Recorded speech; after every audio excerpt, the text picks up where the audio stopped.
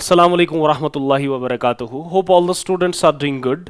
जिस तरीके से आप सबको पता है कि ओआरसीसी इस वक्त चल रहा है, तो ऑलरेडी हमने कुछ चैप्टर्स आपके साथ डिस्कस किए हैं और इस सेशन में जो इंपॉर्टेंट क्वेश्चन जिस चैप्टर के हैं हम आपके साथ डिस्कस करने जा रहे हैं, उस चैप्टर का नाम क्या है? That is control and coordination और चैप्टर नंबर 2 है। ठीक है, चलो हम डायरेक्टली क्वेश्चन पे आते। अब हमारा पहला क्वेश्चन क्या है? देखो, अगर हम क्वेश्चन की बात करेंगे, क्वेश्चन पहला जो है that is draw the structure of neuron. Neuron का स्ट्रक्चर ड्रा करना है। और न्यूरॉन को पढ़ाने से पहले मैं आपको, इसका मतलब यह है कि ये क्वेश्चन जो है आप पूछा गया है फ्रॉम द नर्वस सिस्टम, तो पहले मैं आपको थोड़ा सा नर्वस सिस्टम का ओवरव्यू दूंगा, उसके बाद मैं आपको ब्रेन का ओवरव्यू दूंगा, उसके बाद मैं आपको नर्वस सिस्टम में कौन सी सेल्स पाई जाती है उनका ओवरव्यू दूंगा, और लास्ट पे हम फाइनली कहां पहुंचेंगे? न्यूरॉन पे।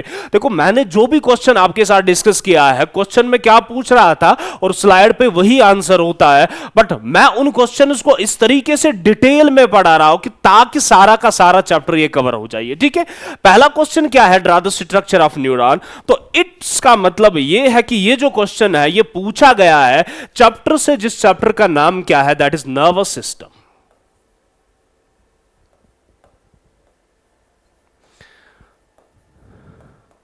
Nervous system. देखो, अगर मैं नर्वस सिस्टम की बात करूं, नर्वस सिस्टम को हम दो पार्ट्स में डिवाइड करते हैं। One that is central nervous system and second one that is peripheral nervous system. Central nervous system और पेरिफेरल नर्वस सिस्टम। अब अगर मैं सेंट्रल नर्वस सिस्टम की बात करूं, सेंट्रल नर्वस सिस्टम में कौन कौन से कंपोनेंट्स आते हैं? इसमें ब्रेन आता है और इसमें स्पाइनल कॉर्ड आता है। इसमें ब्रेन और स्पाइनल कॉर्ड आता है। और जब भी हम पेरिफेरल नर्वस सिस्टम की बात करते हैं, इसमें क्या क्या आता है? इसमें क्रैनियल नर्व्स आती है, क्रैनियल नर्व्स आती है और स्पाइनल नर्व्स आती है।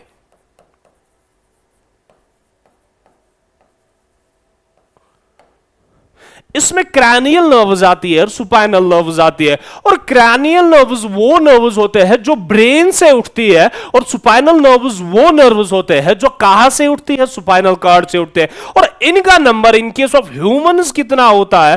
That is 12 pairs. और स्पाइनल कॉर्ड से जो नर्व्स उठते हैं, जिनको हमने स्पाइनल नर्व्स नाम दिया है, और इनका नंबर कितना होता है? That is 31 pairs. क्लियर है? मैंने कहा कि नर्वस सिस्टम को हम दो कंपार्टमेंट्स में डिवाइड कर रहे हैं या दो पार्ट्स में डिवाइड कर रहे हैं simply.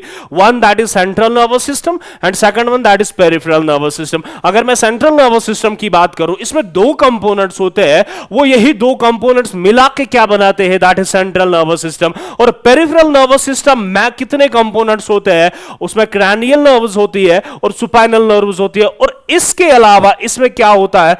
Somatic neural system, somatic nervous system या neural system, autonomic neural system. अगर मैं सोमैटिक न्यूरल सिस्टम की बात करूं, it controls the voluntary movements of the skeletal muscles. और सोमैटिक न्यूरल सिस्टम कर क्या रहा है? ये कंट्रोल क्या कर रहा है? Voluntary movement of skeletal muscles, voluntary movement of skeletal muscle, voluntary movement of skeletal muscles. और अगर मैं ऑटोनॉमिक नर्वस सिस्टम की बात करूं, ये कर क्या रहा है? It controls involuntary movement of smooth muscles. तो आपको पता है कि जो स्मूथ मसल्स है वो हमारे विल के कंट्रोल में नहीं है, तो उनको कंट्रोल करने वाला कौन है? That is this autonomic nervous system. और जो सोमैटिक नर्वस सिस्टम या सोमैटिक न्यूरल सिस्टम होता है, it controls voluntary movement of the skeletal muscles. Clear है? ये ओवरव्यू है नर्वस सिस्टम का। फिर से रिवाइज कर रहा हूं कि मैंने कहा नर्वस सिस्टम को मैंने दो कंपार्टमेंट्स में डिवाइड या दो पार्ट्स में डिवाइड किया है, central nervous system and peripheral nervous system. और जो सेंट्रल नर्वस सिस्टम है, उसमें सेंट्रल नर्वस सिस्टम में दो पार्ट्स मिलते हैं आपको, one that is brain and second one that is spinal cord. और अगर मैं पेरिफेरल नर्वस सिस्टम की बात करूं, उसमें दो कंपोनेंट, दो पार्ट्स मिलते हैं, one that is cranial nerves and second one that is spinal nerves. अगर मैं क्रैनियल नर्व्स की बात करूं, इनका नंबर कितना होता है, दैट इज 12 पेयर्स। और अगर मैं स्पाइनल नर्व्स की बात करूं, उसमें नंबर कितना होता है, दैट इज 31 पेयर्स। और क्रैनियल नर्व्स वो नर्व्स होती है जो ब्रेन से उठती है, और स्पाइनल नर्व्स वो नर्व्स होती है जो कहां से उठती है, that is from the spinal cord. और इसके अलावा इसमें सोमैटिक न्यूरल सिस्टम आता है और ऑटोनॉमिक न्यूरल सिस्टम आता है। अगर मैं सोमैटिक न्यूरल सिस्टम की बात करूं, ये कंट्रोल क्या कर रहा है, voluntary movement of the skeletal muscles, क्योंकि वॉलंटरी ये जो सिकल्टल मसल्स होते हैं वो हमारे विल के कंट्रोल में होते हैं। और अगर मैं ऑटोनॉमिक न्यूरल सिस्टम की बात करूं, ये इंटर्न दो टाइप्स का होता है, parasympathetic and sympathetic neural system. It controls involuntary movements of the smooth muscles, क्योंकि स्मूथ मसल्स जो होते हैं वो हमारे विल के कंट्रोल में नहीं होते। ठीक है, उसके बाद अगर मैं अब इस नर्वस सिस्टम की बात करूं, अब अगर मैं ब्रेन की बात करूं, अब अगर मैं ब्रेन की बात करूं,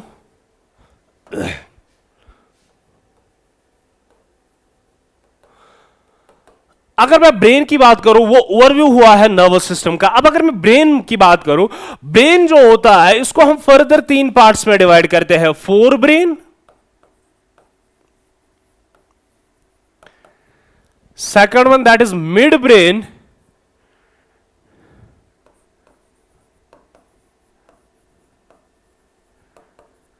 and third one that is hindbrain.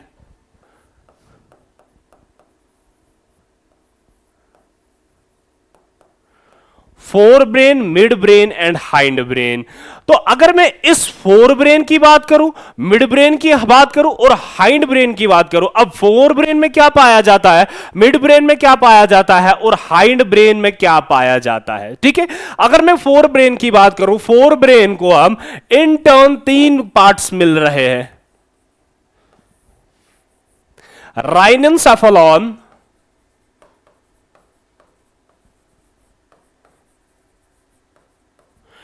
telencephalon and diencephalon।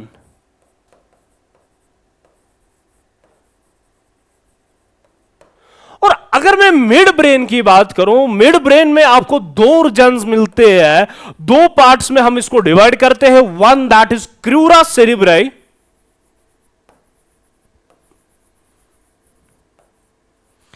and second one that is corpora quadrigemna।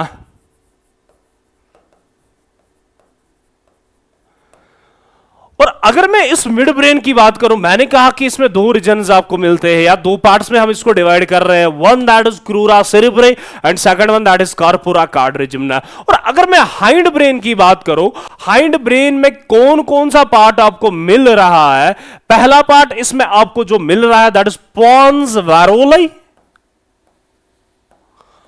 Pond's वैरोलाई। उसके बाद मेडुला ओब्लांगेटा, मेडुला ओब्लांगेटा, और उसके बाद सेरिबेलम।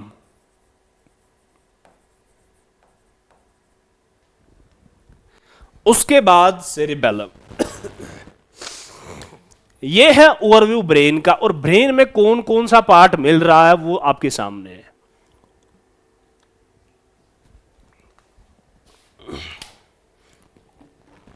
चलो, मैंने कहा कि ब्रेन जो होता है उसको हम तीन पार्ट्स में डिवाइड करते हैं, fore brain, mid brain and hind brain. और फोर ब्रेन को हम तीन पार्ट्स में डिवाइड कर रहे हैं, राइनेंसेफेलॉन, टेलेंसेफेलॉन एंड डायनसेफेलॉन। और अगर मैं मिड ब्रेन की बात करूं, उसमें दो रीजन्स आपको मिल रहे हैं या दो पार्ट्स में डिवाइड कर रहे हैं, one that is crura cerebri and second one that is corpora quadrigemna। और उसके बाद हाइंड ब्रेन की बात करो, हाइंड ब्रेन को हम इन टर्न तीन पार्ट्स में डिवाइड कर रहे हैं, first one that is pons varolii, second one that is medulla oblongata and third one that is cerebellum। क्लियर है, these are the parts of brain जो आपके सामने है। क्लियर है, और अगर मैं फोर ब्रेन की बात करूं, इसको हम और एक नाम देते हैं प्रोजेंसेफेलॉन, और अगर मैं मिड ब्रेन की बात करूं, इसको हम दूसरा नाम देते हैं मीजेंसेफेलॉन, और अगर मैं हाइंड ब्रेन की बात करूं, इसको हम तीसरा नाम देते हैं, दैट इज रोम्बेनसेफेलॉन। इसको हम हाइंड ब्रेन को दूसरा नाम दे रहे हैं, दैट इज रोम्बेनसेफेलॉन। ये था ओवरव्यू ऑफ ब्रेन। अब अगर हम नर्वस सिस्टम की बात कर रहे हैं, देखो मैक्सिमम नंबर ऑफ स्टूडेंट्स ने ये सुना होता है कि जो नर्वस सिस्टम होता है वो बना होता है न्यूरॉन्स का खाली। बट अगर मैं नर्वस सिस्टम की बात करूं, नर्वस सिस्टम जो होता है इसमें मुझे दो टाइप्स ऑफ सेल्स मिल रहे हैं। नर्वस सिस्टम में मुझे दो टाइप्स ऑफ सेल्स मिल रहे हैं। One that is called as neuroglia cell, and second one that is neuron. ठीक है। अब अगर मैं नर्वस सिस्टम की बात करूं, नर्वस सिस्टम में दो टाइप्स ऑफ सेल्स मिल रही है, one that is neuroglia cell and second one that is neuron. तो पहले मैं न्यूरोगैलिया में देखूंगा न्यूरोगैलिया में है क्या। अब अगर मैं इस न्यूरोगैलिया की बात करूं, पहला पॉइंट यह है कि न्यूरोगैलिया एक नॉन न्यूरोनल सेल है। पहला पॉइंट यह है कि ये एक नॉन न्यूरोनल सेल है। तो इसका मतलब यह है कि इस न्यूरोगैलिया में ना ये एबिलिटी नहीं है कि ये एक्शन पोटेंशियल को जनरेट कर पाएगी, इसमें ये एबिलिटी नहीं है कि ये एक्शन पोटेंशियल को कंडक्ट कर पाएगी। तो इसी बलबूते पे मैंने इसको नाम क्या दिया है, इसी बलबूते पे मैंने इसको नाम क्या दिया है, that is non neuronal cell. ये एक्शन पोटेंशियल को जनरेट नहीं कर पाएगी। अब यहां पे क्वेश्चन ये बनता है कि अब अगर ये न्यूरोगैलिया सेल एक्शन पोटेंशियल को जनरेट नहीं कर पाएगी तो इस सेल की फंक्शन क्या है। तो पहली फंक्शन, अगर न्यूरॉन को कोई सेल सपोर्ट प्रोवाइड कर रही है, उस सेल का नाम जो है दैट इज न्यूरोगैलिया। उसके बाद अब अगर इस न्यूरॉन को प्रोटेक्शन दे रहा है, उस प्रोटेक्शन वाली सेल का नाम जो है दैट इज न्यूरोगैलिया। ये इस न्यूरॉन्स को प्रोटेक्शन दे रही है। और तीसरा पॉइंट, अगर इस न्यूरॉन को न्यूट्रंट की जरूरत है, सपोज मैं बोलूंगा कि ऑक्सीजन की जरूरत है, वो इस न्यूरॉन को कौन सी सेल प्रोवाइड करेगी, दैट इज दिस न्यूरोगैलिया। क्लियर है। उसके बाद अगर मैं यहां पे और एक बात ऐड कर दूंगा कि आपको पता है कि न्यूरॉन को हम तीन पार्ट्स में डिवाइड करते हैं, cyton, dendrites and axon.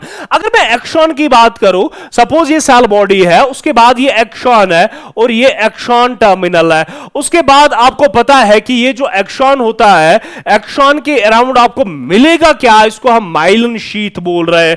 But ये माइलिन शीथ बनाने वाला कौन है, ये यही न्यूरोगैलिया सेल होती है। आपको पता है कि न्यूरॉन का जो एक्सॉन होता है, और एक्सॉन वो प्रोसेस होती है जो सेल बॉडी से राइज होती है, और उसके अराउंड ये जो माइलिन शीथ पाया जाता है, ये जो माइलिन शीथ पाया जाता है, इस माइलिन शीथ को बनाने वाला कौन है, यही न्यूरोगैलिया सेल। अब अगर मैं सेंट्रल नर्वस सिस्टम की बात करूं, वहां पे एक टाइप ऑफ न्यूरोगैलिया होती है जिसको हम नाम देते हैं ओलिगोडेंड्रोसाइट्स। और अगर मैं पीएनएस की बात करूं, वहां पे दूसरी सेल होती है और उस सेल को हम नाम देते हैं शिवॉन सेल। याद रखना, अगर मैं सेंट्रल नर्वस सिस्टम की बात करूं, वहां पे ओलिगोडेंड्रोसाइट्स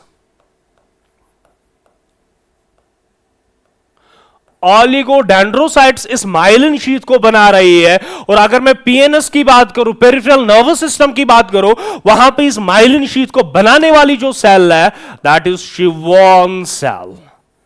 और ये याद रखना, these are the functions of neuroglia. आज के बाद आप कभी भी ये नहीं बोलोगे कि जो नर्वस सिस्टम होता है उसमें खाली एक टाइप ऑफ सेल पाई जाती है और उस सेल को हम न्यूरॉन बोलते हैं। नहीं, उसमें न्यूरोगैलिया सेल भी होती है। और न्यूरोगैलिया सेल एक नॉन न्यूरोनल सेल है, उसमें यह एबिलिटी नहीं है कि वो एक्शन पोटेंशियल को जनरेट कर पाएगी, उसमें यह एबिलिटी नहीं है कि वो एक्शन पोटेंशियल को कंडक्ट कर पाएगी। बट अगर वो ना एक्शन पोटेंशियल को जनरेट कर पाएगी, फिर उसकी फंक्शन क्या है, उसकी फंक्शन यह है कि वो न्यूरॉन को सपोर्ट प्रोवाइड करेगी, उसकी फंक्शन यह है कि वो न्यूरॉन को प्रोटेक्ट करेगी, उसकी फंक्शन यह है कि वो इसको न्यूट्रिएंट्स प्रोवाइड करेगा। और उसके बाद मैंने तीसरा पॉइंट ऐड कर दिया है कि जो एक्सॉन होता है, एक्सॉन के अराउंड आपको क्या मिल रहा है, दैट इज माइलिन शीथ। और उस माइलिन शीथ को बनाने वाला कौन है, दैट इज दिस न्यूरोगैलिया सेल। अब अगर मैं सेंट्रल नर्वस सिस्टम की बात करूं, वहां पे इस माइलिन शीथ को जो सेल बना रही है दैट इज ओलिगोडेंड्रोसाइट्स। और अगर मैं पेरिफेरल नर्वस सिस्टम की बात करूं, वहां पे इस माइलिन शीथ को बनाने वाली सेल जो है, उस सेल का का नाम जो है दैट इज शिवॉन सेल। क्लियर है? अब हम आते हैं न्यूरॉन पे। अब अगर मैं न्यूरॉन की बात करूं, न्यूरोगैलिया समझ क्लियर हुआ आपको?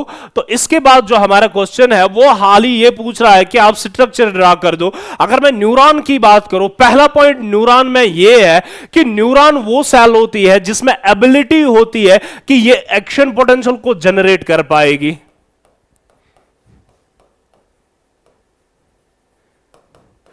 और दूसरा पॉइंट ये है कि न्यूरॉन जो होता है ये स्ट्रक्चरल एंड फंक्शनल यूनिट होता है। किसका? Structural and functional unit of nervous system. ये स्ट्रक्चरल एंड फंक्शनल यूनिट होता है किसका? नर्वस सिस्टम का। पहला पॉइंट, न्यूरॉन जो है, न्यूरॉन में ये एबिलिटी होती है कि ये एक्शन पोटेंशियल को जनरेट कर पाएगा।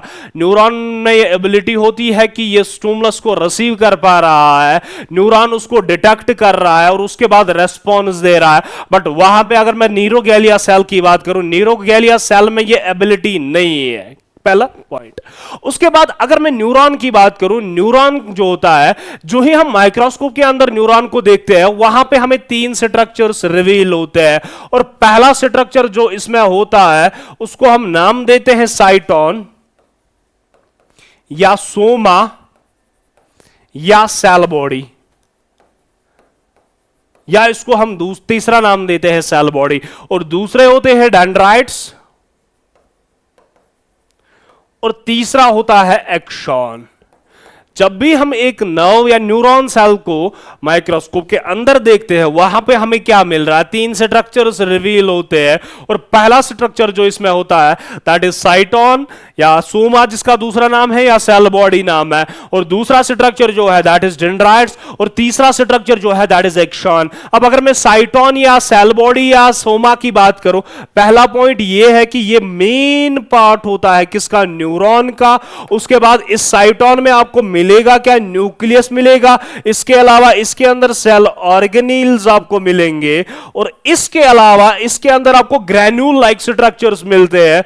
और उन ग्रैन्यूल लाइक स्ट्रक्चर्स को हम नाम देते हैं निसेल्स ग्रैन्यूल्स। और उन स्ट्रक्चर्स, उन ग्रैन्यूल्स को हम नाम क्या देते हैं? That is Nissl's granules. याद रखना कि साइटोन, सोमा या सेल बॉडी जो होती है ये मेन पार्ट होता है किसका? न्यूरॉन का। और दूसरा पॉइंट ये है कि इसके अंदर आपको न्यूक्लियस मिलेगा, इसके अंदर आपको सेल ऑर्गेनील्स मिलेंगे और इसके अंदर आपको ग्रैन्यूल्स मिलेंगे, जिन ग्रैन्यूल्स को हम नाम क्या देते हैं? निसेल्स ग्रैन्यूल्स। उसके बाद अगर हम दूसरे पार्ट की बात करेंगे, डेंड्राइट्स क्या होते हैं? ये फाइबर लाइक स्ट्रक्चर्स होते हैं जो अराइज कहां से होते हैं? From the cell body. अगर आपसे कोई पूछेगा कि बता ये जो डेंड्राइट्स होते हैं ये अराइज कहां से होते हैं? ये अराइज होते हैं फ्रॉम द सेल बॉडी। और तीसरा पॉइंट ये है कि ये जो डेंड्राइट्स होते हैं, डेंड्राइट्स के अंदर भी आपको ग्रैन्यूल लाइक स्ट्रक्चर्स मिलते हैं, जिन ग्रैन्यूल लाइक स्ट्रक्चर्स को हम नाम क्या देते हैं? That is Nissl's granules. और उन्हीं ग्रैन्यूल लाइक स्ट्रक्चर्स को हम नाम क्या देते हैं? That is Nissl's granules.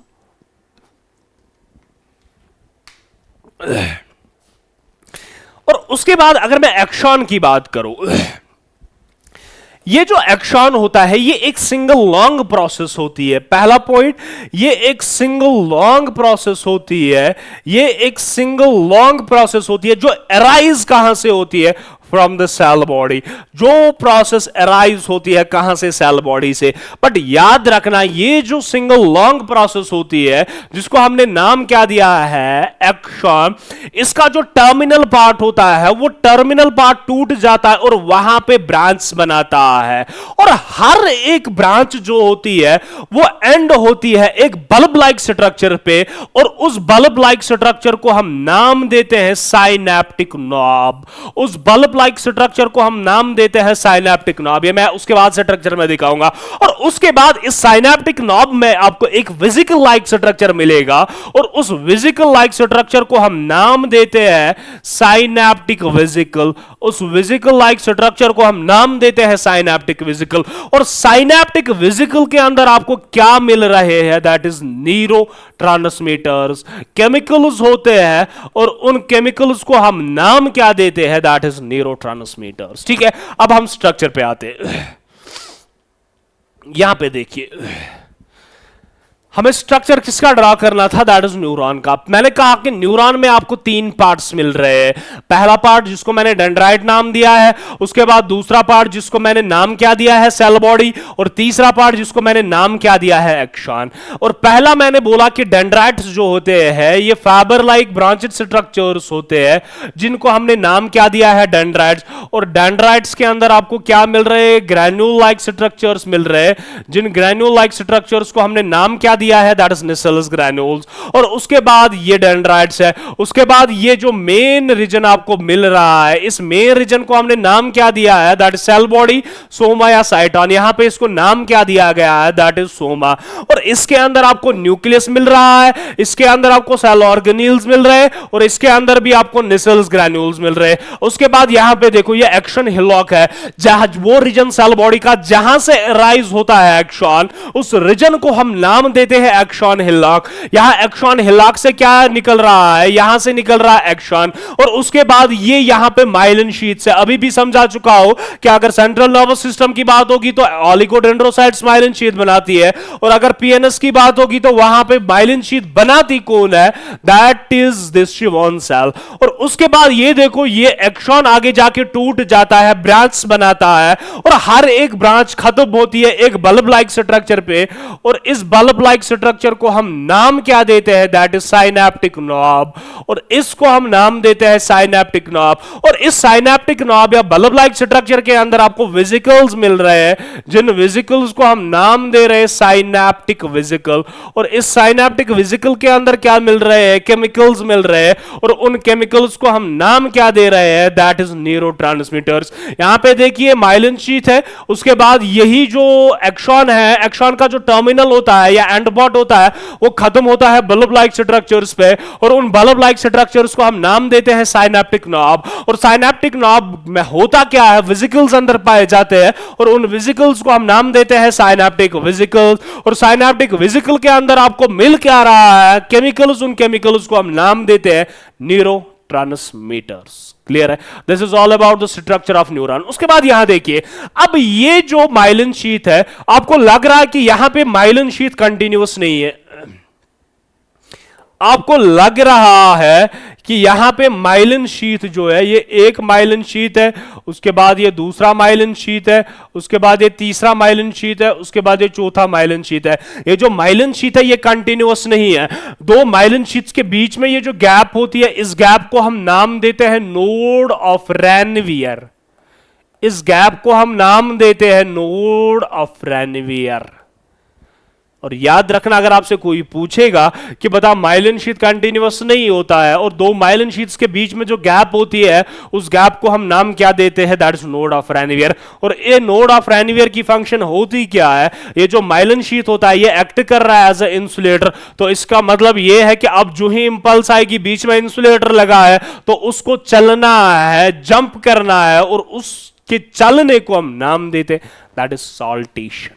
Clear है? तो इसका मतलब यह है कि जो इंपल्स यहां पे आएगी वो चलेगी किस में, दैट्स इन द सॉल्टेशन। अब जो एग्जाम में आपको लिखना है वो आपके सामने है। पहले सेल बॉडी है, डेंड्राट है, एक्सॉन है, एंड एक्सॉन टर्मिनल है। और इसने यही लिखा है कि सेल बॉडी में न्यूक्लियस होता है और सेल ऑर्गेनील्स होते हैं, और इसके प्रोसेस सिग्नल को डिटरमाइन करते हैं और पास करते हैं अलोंग द एक्सॉन।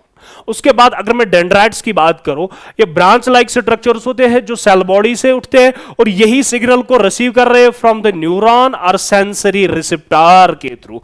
उसके बाद तीसरा पॉइंट ये है कि एक्सॉन जो है ये एक सिंगल लॉन्ग प्रोसेस है, और सिंगल लॉन्ग प्रोसेस कहां से अराइज होती है, that is from the cell body. और उसके बाद एक्सॉन टर्मिनल में मैंने कहा कि वेसिकल्स पाए जाते हैं, और उन वेसिकल्स को आपने साइनेप्टिक वेसिकल नाम दिया है। और साइनेप्टिक वेसिकल के अंदर क्या है, केमिकल्स है, और उन केमिकल्स को हमने नाम क्या दिया है, दैट इज न्यूरोट्रांसमीटर्स। अब आते हैं what happens at the synapses between the two neurons. Question पूछ रहा है कि वहां पे हो क्या रहा है, ये यहां पे क्वेश्चन है कि साइनेप्सिस पे होता क्या है। पहले आपको पता होनी चाहिए कि साइनेप्सिस है क्या।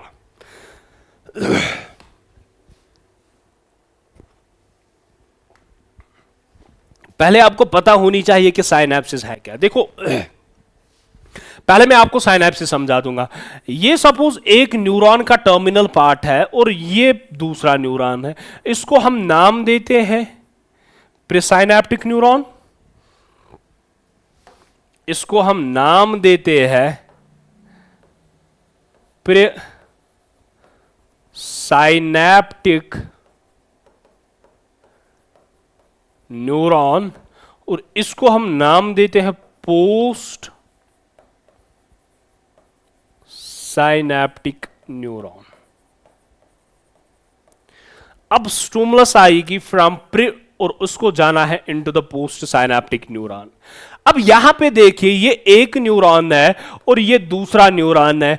अब दो न्यूरॉन्स के बीच में ये जो जंक्शन बन जाता है, इस जंक्शन को हम नाम देते हैं साइनैप्सिस। इस जंक्शन को हम नाम देते हैं साइनैप्सिस।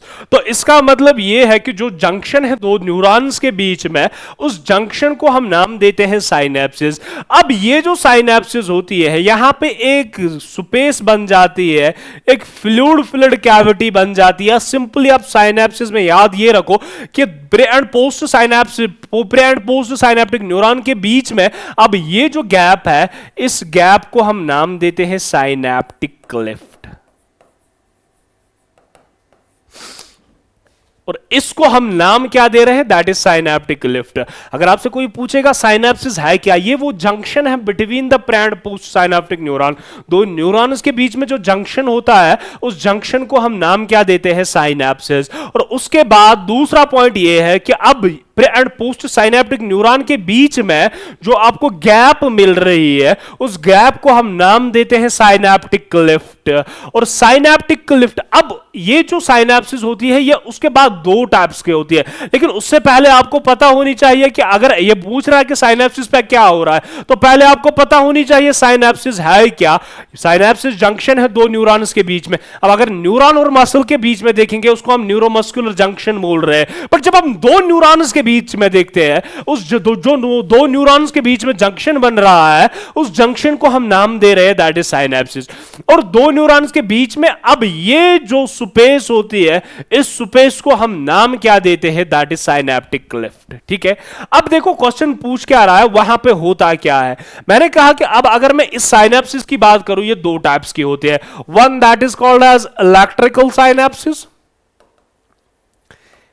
इलेक्ट्रिकल साइनैप्सिस, और दूसरी जो होती है उसको हम नाम देते हैं केमिकल साइनैप्सिस।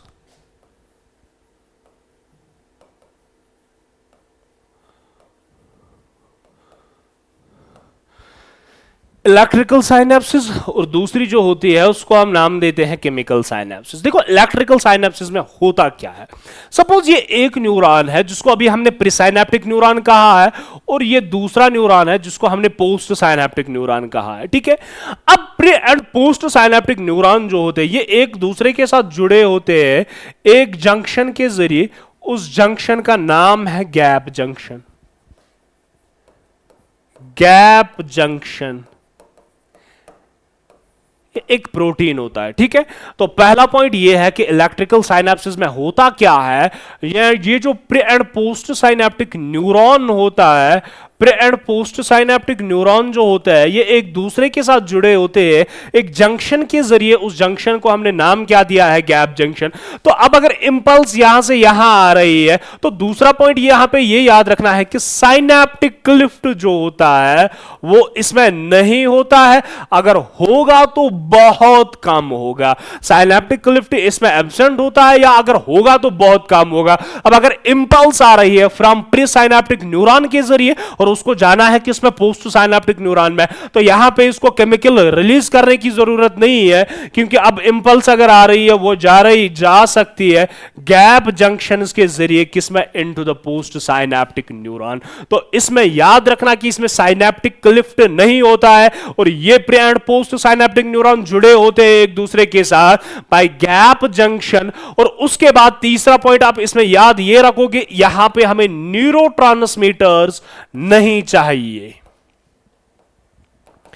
और यहां पे हमें न्यूरोट्रांसमीटर्स नहीं चाहिए। अगर मैं इस इलेक्ट्रिकल साइनेप्सिस की बात करूं, यहां पे हमें न्यूरोट्रांसमीटर्स की जरूरत नहीं होती है। इसी को कंपेयर कर दो विथ द केमिकल साइनेप्सिस। अब ये प्री साइनेप्टिक न्यूरॉन है और ये पोस्ट साइनेप्टिक न्यूरॉन है, और पहला पॉइंट, इसमें साइनेप्टिक क्लिफ्ट प्रेजेंट होता है, साइनेप्टिक क्लिफ्ट प्रेजेंट होता है, और साइनेप्टिक क्लिफ्ट का जो डायामीटर होता है वो अच्छा खासा होता है। अगर केमिकल साइनेप्सिस की मैं बात करूं, pre and post synaptic neuron में जो होता है एक गैप होती है, उस गैप को हमने नाम क्या दिया था, दैट इज साइनेप्टिक क्लिफ्ट। अब अगर यहां से इंपल्स आ रही है साइनेप्टिक न्यूरॉन में, आपको पता है जो ही ये एक्सॉन टर्मिनल पर पहुंचेगी, एक्सॉन टर्मिनल पे होगा क्या, वहां पे वेसिकल्स पाए जाते हैं। साइनेप्टिक नॉब में उन वेसिकल्स को हमने नाम क्या दिया है, दैट इज न्यूरोट्रांसमीटर्स। और न्यूरोट्रांसमीटर्स या साइनेप्टिक वेसिकल बर्स्ट हो जाएगी। जो ही वो बर्स्ट हो जाएगी और डेंड्राइट जो पोस्ट साइनेप्टिक न्यूरॉन का है, वहां पे रिसेप्टर्स होते हैं इस न्यूरोट्रांसमीटर के लिए, और वो बाइंड होगा उन रिसेप्टर्स के लिए, और सोडियम चैनल्स ओपन होगी, जिसकी वजह से इंपल्स जाएगी from pre synaptic neuron to post synaptic neuron को। इसका मतलब यह है कि यहां पे न्यूरोट्रांसमीटर जब तक रिलीज नहीं होंगे, ट्रांसमीटर जो साइनेप्टिक वेसिकल में होंगे, जब तक वो रिलीज नहीं होंगे तब तक इंपल्स दूसरे न्यूरॉन में नहीं जा सकती है। और उसके बाद जो ही न्यूरोट्रांसमीटर रिलीज होता है, वो बाइंड होते हैं किसके साथ, विद द रिसेप्टर्स जो प्रेजेंट होते हैं dendrites of the post synaptic neuron. और जब वो उसके साथ बाइंड होते हैं तो चैनल्स ओपन होती है, जिसकी वजह से इंपल्स जो होती है चली जाती है किसमें, into the post synaptic neuron. तो पहला पॉइंट यहां पे साइनेप्टिक क्लिफ्ट का जो डायामीटर होता है वो ठीक ठाक होता है। उसके बाद न्यूरोट्रांसमीटर्स जो यहां पे होते हैं वो रिलीज होते हैं, साइनेप्टिक वेसिकल बर्स्ट होता है। जब साइनेप्टिक वेसिकल बर्स्ट हुआ है तो न्यूरोट्रांसमीटर्स बाहर आए, जब न्यूरोट्रांसमीटर्स बाहर आए वो बाइंड हुए with the receptors present on the dendrite of the post synaptic neuron. जब वो उनके साथ बाइंड होगी तो उसकी वजह से यहां पे चैनल्स ओपन होती है, जिसकी वजह से इंपल्स जाती है किसमें, दूसरे न्यूरॉन में। क्लियर है? तो इसका मतलब ये है। उसके बाद यहां पे देखो कि इलेक्ट्रिकल साइनेप्स जो होती है इट इज ऑलवेज एक्साइटेटरी। तो इसका मतलब यह है कि अगर स्टिमुलस आई प्री साइनेप्टिक न्यूरॉन में तो उसको लाजिमन जाना है किसमें, into the post synaptic neuron.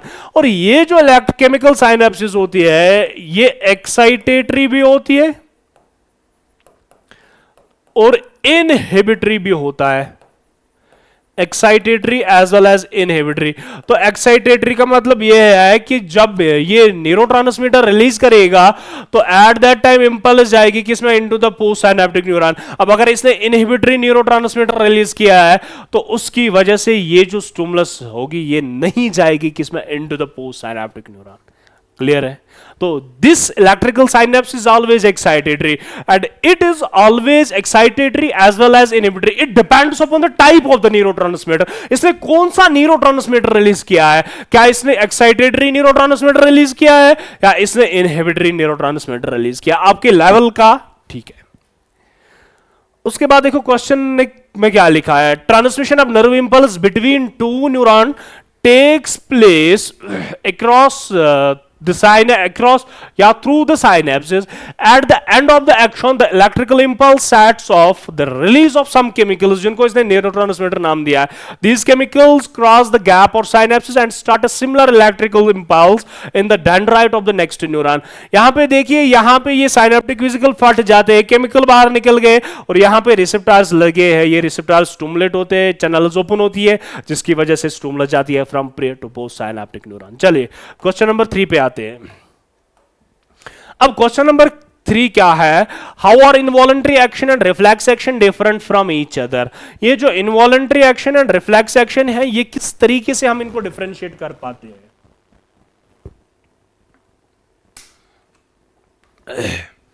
देखो, अगर मैं इस इनवॉलंटरी एक्शन और रिफ्लेक्स एक्शन की बात करूं, मैं एक एग्जांपल से सिंपली समझा दूंगा इस क्वेश्चन को.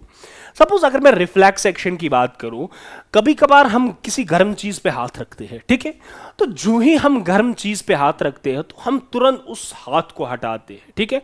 अब अगर हम वहां पे इंतजार करेगी कि ब्रेन पहले सेंसरी न्यूरॉन के जरिए स्टिमुलस लेगा और वहां से फिर स्टिमुलस वापस आएगी थ्रू दिस मोटर न्यूरॉन, और उसके बाद जब तक हम स्टिमुलस का वेट करेंगे तब तक हमारा हाथ जल चुका होगा।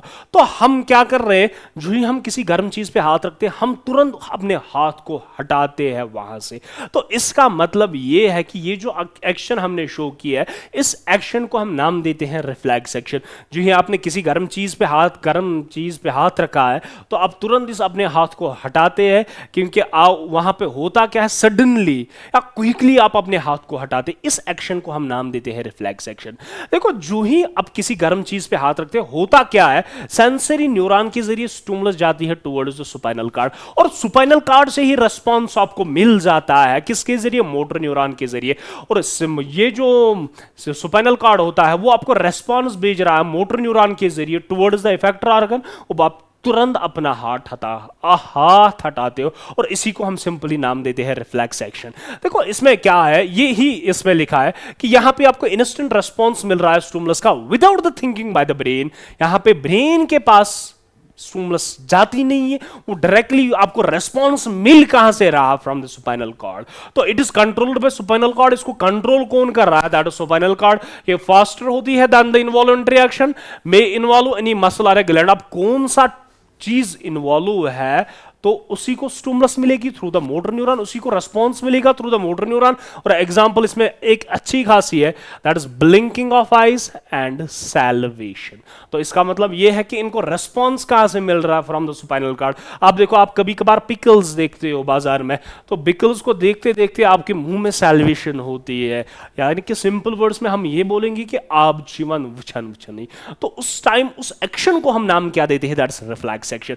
कंट्रोल इसको कंपेयर तो विद द इनवॉलंटरी एक्शंस। अगर हम इनवॉलंटरी एक्शंस, ये वो एक्शंस होते हैं जो हमारे विल के कंट्रोल में नहीं है।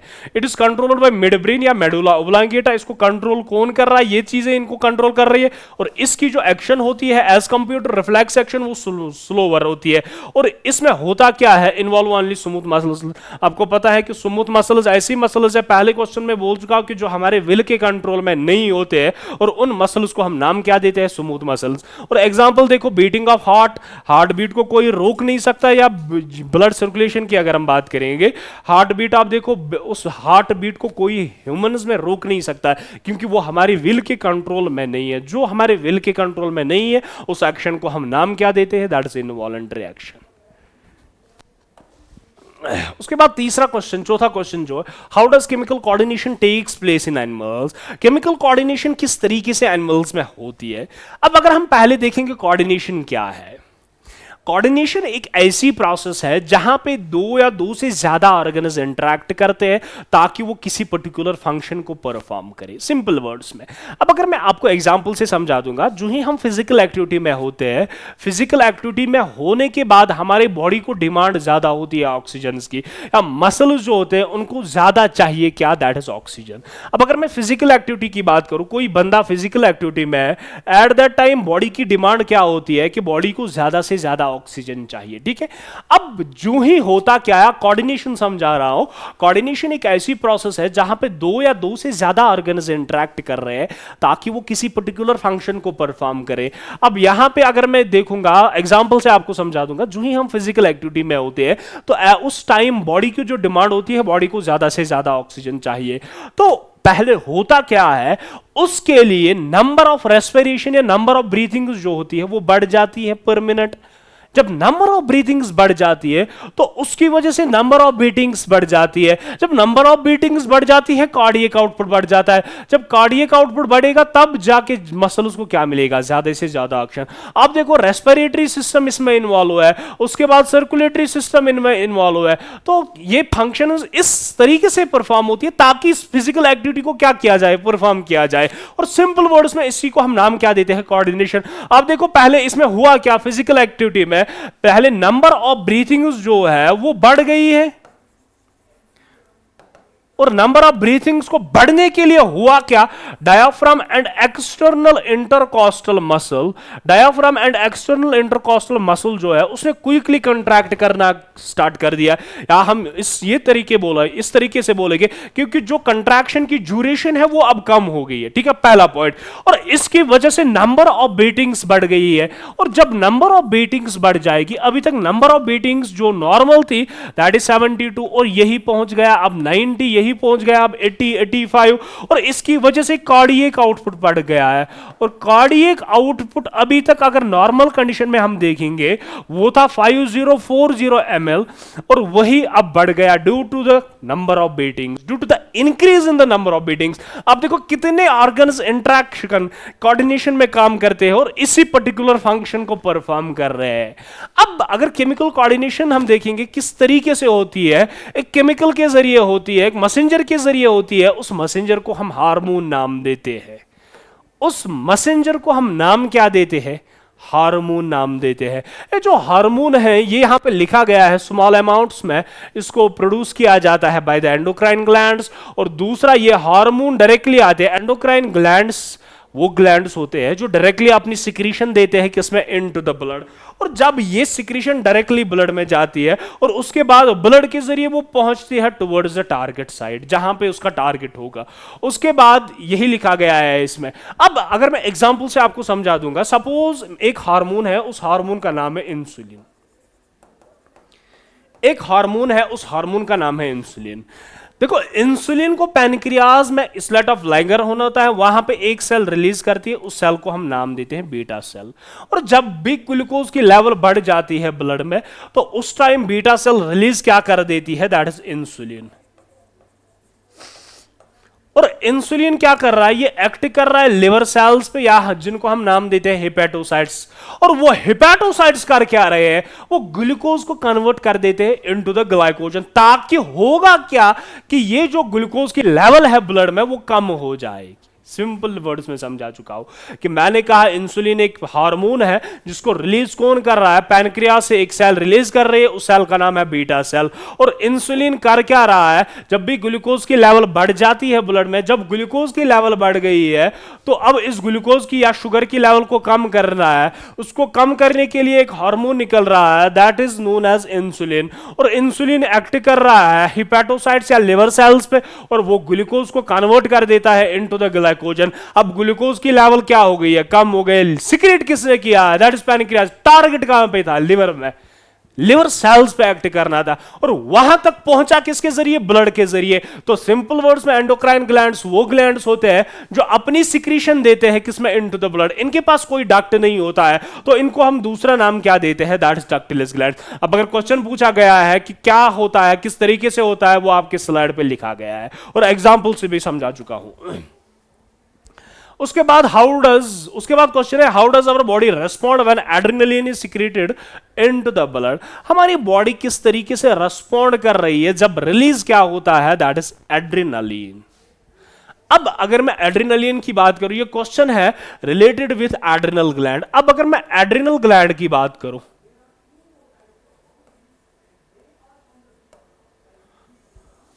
अब अगर मैं एड्रिनल ग्लैंड की बात करूं, एड्रिनल ग्लैंड होता क्या है? ये प्रेजेंट कहां पे होते हैं? On the top of the kidney, और इसको हम दूसरा नाम देते हैं दैट इज सुप्रारेनल ग्लैंड। अगर मैं एड्रिनल ग्लैंड की बात करूं, इसको हम दो रीजन्स में डिवाइड करते हैं, एड्रिनल कॉर्टेक्स और दूसरा जो होता है that is adrenal medulla.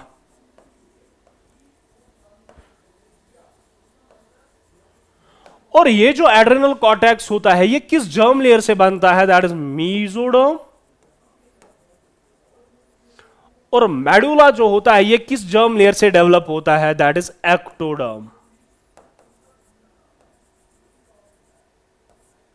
Mesoderm and ectoderm. अब अगर मैं इस मीजोडर्म और एक्टोडर्म की बात करूं, अब यहां पे आप कंफ्यूज हुए कि मीजोडर्म क्या है और एक्टोडर्म क्या है। देखो, जो भी ऑर्गेनिज्म सेक्सुअल रिप्रोडक्शन के थ्रू आते हैं, तो सेक्सुअल रिप्रोडक्शन में होता क्या है? गैमीट्स का फ्यूजन होता है, स्पर्म एंड ओवम का फ्यूजन होता है, जाइगोट बना, और उसके बाद जाइगोट डिवाइड कर रहा है, कंटिन्यूअसली डिवाइड कर रहा है, अल्टीमेटली एक स्टेज आता है, उस स्टेज को हम नाम देते हैं गैस्ट्रुलेशन। और गैस्ट्रुलेशन में होता क्या है? यही सेल्स जो बने by the division of zygote, ये अलाइन होते हैं, अरेंज होते हैं तीन लेयर्स में, और जो बाहर वाली लेयर होती है उसको हम एक्टोडर्म बोलते हैं, जो बीच वाली लेयर होती है उसको हम मीजोडर्म बोलते हैं, और जो सबसे इनर लेयर होती है उसको मेंडोडर्म बोलते हैं। और उसके बाद जो ही गैस्ट्रुलेशन कंप्लीट होती है उसके बाद ऑर्गेनोजेनेसिस स्टार्ट होता है। ऑर्गेनोजेनेसिस स्टार्ट होता है। तो ऑर्गेनोजेनेसिस का मतलब ये है कि ऑर्गन्स बनना स्टार्ट होते हैं। तो हमारा जो यहाँ पे क्वेश्चन है that is adrenal gland. Adrenal gland बन रहा है, जो बाहर वाला रीजन होता है वो मेसोडर्म से बनता है, और जो इनर रीजन होता है वो किससे बनता है, एक्टोडर्म से बनता है। ये जो एड्रिनल कॉर्टेक्स होता है ये इंटर्न 3 रीजन्स में डिवाइड किया गया है। And from outside to inside क्या है, जोना ग्लोमेरुलोसा,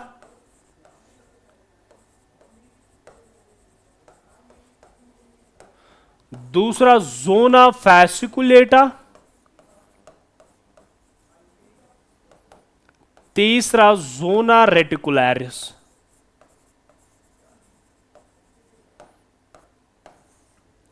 जोना रेटिकुलरिस। अगर मैं जोना ग्लोमेरुलोसा की बात करूं, ये एक ग्रुप ऑफ हार्मोन्स रिलीज कर रहा है जिनको हम नाम देते हैं mineralocorticoids. Fasciculata group of hormones release कर रहा है जिनको हम नाम क्या देते हैं, ग्लूकोकॉर्टिकॉइड्स। और reticularis group of hormones release कर रहा है जिनको हम नाम क्या देते हैं, that is sex corticoids. But हमें वहां नहीं जाना है, ठीक है। तो इतना याद रखो कि एड्रिनल कॉर्टेक्स जो होता है, एड्रिनल कॉर्टेक्स की अगर हम देखेंगे उसको फर्दर 3 रीजन्स में डिवाइड किया है, from outside to inside. Sequence क्या है, zona glomerulosa, fasciculata and reticularis. Zona glomerulosa mineralocorticoids release कर रहा है,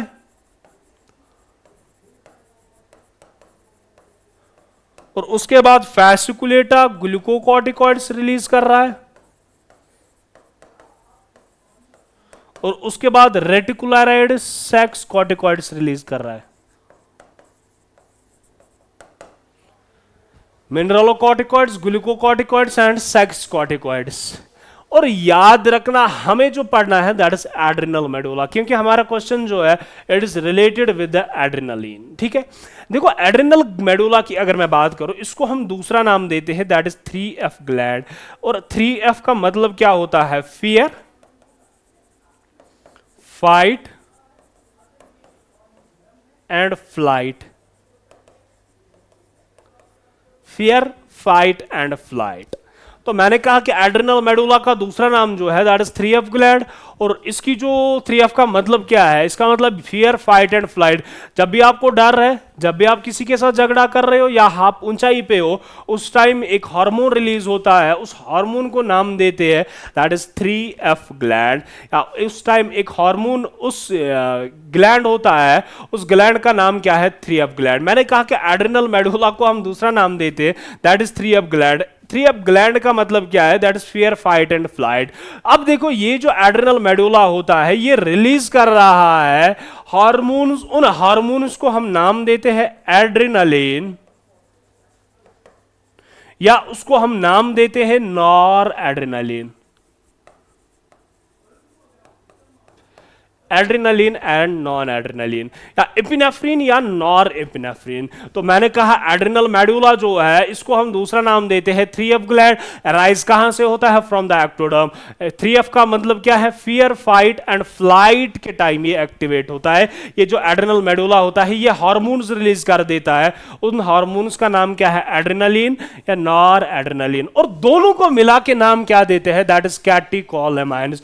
चाहे मैं एड्रिनलिन की बात करूं या नॉर एड्रिनलिन की बात करूं, दोनों हार्मोन्स को हम मिला के एक नाम देते हैं, और वो क्या है, दैट इज कैटेकोलेमाइन्स।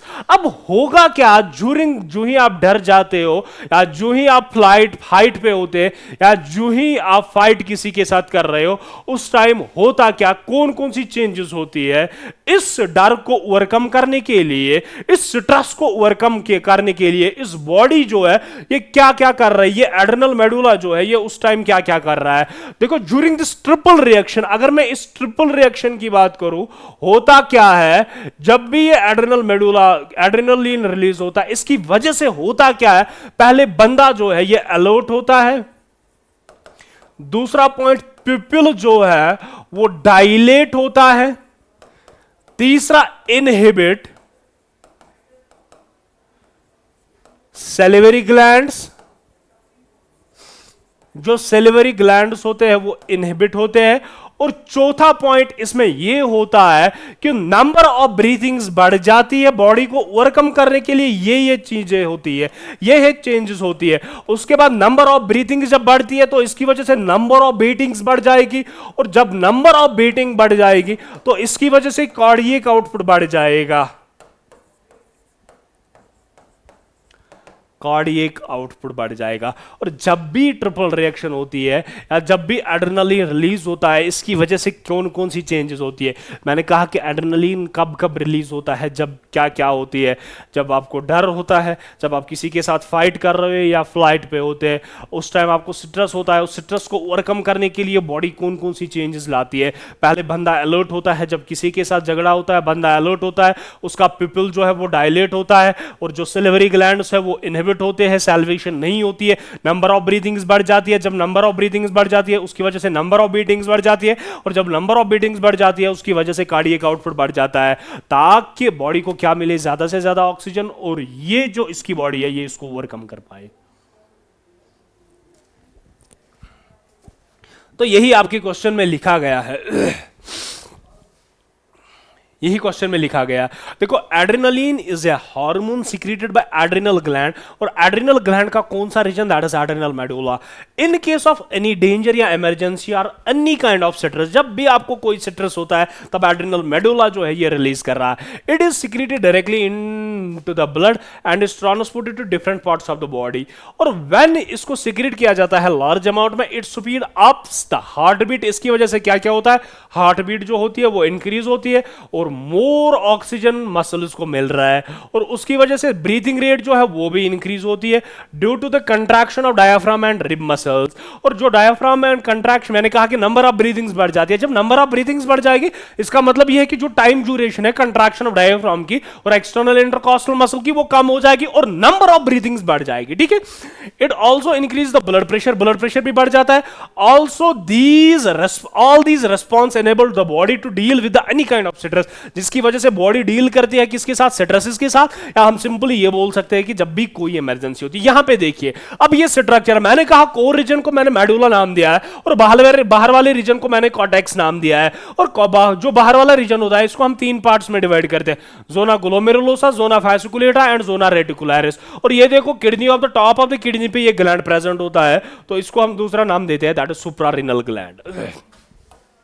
अब जो नेक्स्ट ग्लैंड है, नेक्स्ट क्वेश्चन है, why are some patients of diabetes treated by the injection of insulin, by given injection of insulin? देखो, अब कुछ पेशेंट्स को क्या किया जाता है, इंसुलिन दिया जाता है। अब क्वेश्चन में ये पूछ रहा है कि आप ये बताइए कि डायबिटीज जिन पेशेंट्स में होता है उनको इंसुलिन क्यों दिया जाता है। देखो, अगर मैं पैनक्रियाज की बात करूं अगर मैं यहां पे पैनक्रियाज की बात करूं, जो पैनक्रियाज होता है, पैनक्रियाज एक मिक्स्ड ग्लैंड है, या हम ये बोलेंगे कि ये हेटेरियोक्राइन ग्लैंड है। ये जो पैनक्रियाज होता है ये एक हेटेरियोक्राइन ग्लैंड है। इसका मतलब ये है कि ये एक्सोक्राइन एक्टिविटी भी शो कर रहा है, और इसका मतलब ये है कि ये एंडोक्राइन एक्टिविटी भी शो कर रहा है। ये एक्सोक्राइन एक्टिविटी भी शो कर रहा है और ये एंडोक्राइन एक्टिविटी भी शो कर रहा है, बट हमें डील किसके साथ करना है, दैट इज एंडोक्राइन एक्टिविटी। और एंडोक्राइन एक्टिविटी इसमें खाली कितनी होती है, 1 to 2%, और एक्सोक्राइन एक्टिविटी इसमें 98 to 99% होती है। क्लियर है। अब अगर मैं इस एंडोक्राइन एक्टिविटी की बात करूं, इसमें पाए जाते हैं, एक स्ट्रक्चर पाया जाता है, उन स्ट्रक्चर्स का नाम है इस्लेट्स या islets of Langerhans. Islets of Langerhans. और ये जो आइलेट्स ऑफ लैंगरहन, इसमें दो सेल्स पाई जाती है, one that is alpha cell and second one that is beta cell. और अल्फा सेल एक हार्मोन रिलीज करती है, उसको हम नाम देते हैं ग्लूकागॉन, और बीटा सेल जो होती है एक हार्मोन रिलीज करती है जिसको हम नाम देते हैं इंसुलिन। और ग्लूकोगॉन कर क्या रहा है, ये तब रिलीज होता है जब ब्लड में ग्लूकोज की लेवल कम होगी। तो जब ग्लूकोगॉन रिलीज होगा ये एक्ट कर रहा है लिवर सेल्स पे, या मैं बोलूंगा ये एक्ट कर रहा है हिपैटोसाइट्स पे या फैट सेल्स पे या एडिपोसाइट्स पे। जब ये उन पे एक्ट कर रहा है तो वहां पे होती क्या है, ग्लाइकोजीनोलिसिस। वहां पे कॉज क्या होती है, दैट इज ग्लाइकोजीनोलिसिस या ग्लाइकोनियोजेनेसिस।